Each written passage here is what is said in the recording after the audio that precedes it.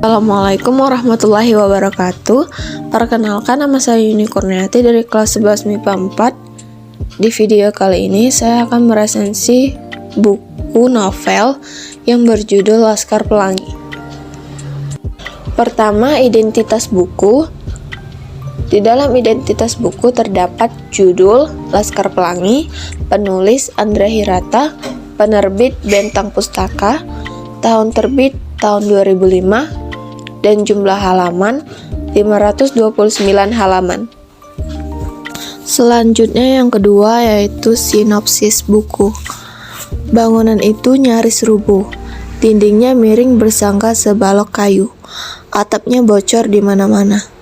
Tetapi berpasang-pasang, mata mungil menatap penuh harapan.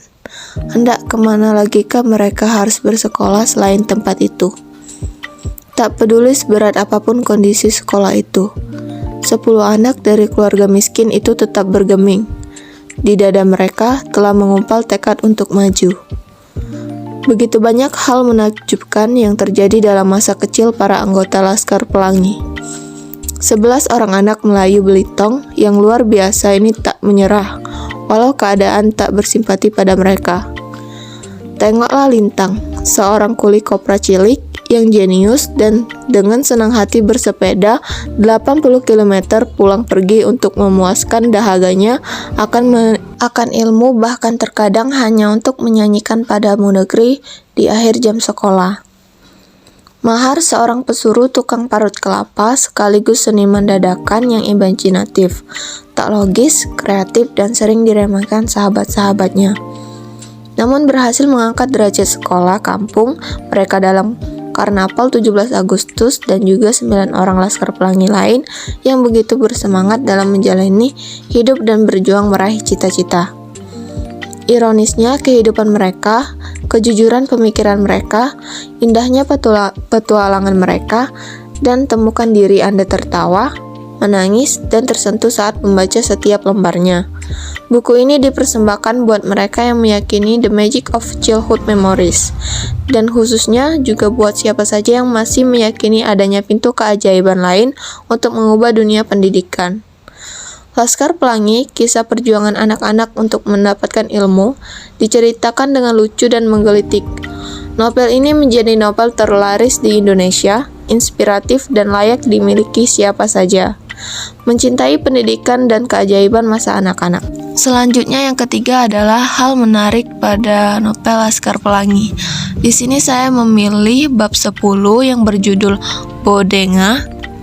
Pada bab 10 ini diceritakan tentang Lintang, sebagaimana yang telah penulis ungkapkan di bab 9 lalu tentang 2 orang dari anggota Laskar Pelangi yang memiliki kisah tersendiri yang cukup panjang. Lintang harus menempuh perjalanan pergi dan pulang sekolah sejauh 80 km. Dalam perjalanan, ia sering mendapat berbagai rintangan, seperti ketika ia dihadang buaya dan kemudian dibantu bodega, atau orang dengan asal-usul yang kurang jelas, saat di perjalanan menuju sekolah. Namun, Lintang tidak menyerah dan selalu semangat. Ia tidak pernah bolos sekolah, meskipun terkadang terlambat akibat rintangan dalam perjalanan. Pada dasarnya, Lintang selalu datang lebih awal, sekalipun rumahnya paling jauh. Sepulang sekolah, Lintang juga pergi bekerja. Ia bekerja untuk membantu ayahnya yang adalah tulang punggung keluarga yang harus menghidupi kawanannya yang berjumlah 14 orang. Bagi penulis, Lintang temannya adalah anak jenius yang dapat menguasai pelajaran yang sulit sekalipun. Ia selalu selangkah lebih maju daripada 9 temannya di sekolah Muhammadiyah. Meskipun demikian, Lintang tetap rendah hati dan memiliki prinsip bahwa ilmu adalah sesuatu yang dalam yang tidak akan pernah habis untuk digali. Selanjutnya yang keempat, yaitu kelebihan dan kekurangan novel Laskar Pelangi. Terdapat beberapa poin dari kelebihan novel Laskar Pelangi, yaitu pertama, cara penyampaian cerita yang khas. Kedua, terdapat kritik sosial terhadap pemerintah tentang pendidikan, khususnya di daerah terpencil. Yang ketiga, menggambarkan persahabatan yang erat. 4. Mengajarkan kita untuk selalu tabah. Dan terakhir, terinspirasi dari masa kecil penulis. Selanjutnya, kekurangan pada novel Laskar Pelangi. Yang pertama, tidak menjelaskan secara rinci tentang waktu kejadian.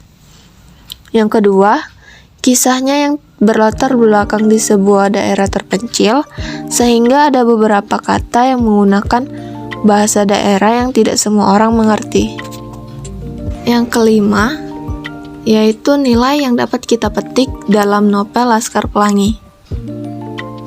Pada novel Laskar Pelangi memiliki nilai moral terhadap diri sendiri, meliputi nilai integritas, ikhlas, tanggung jawab, kepemimpinan, perjuangan hidup, dan kesungguhan menuntut ilmu.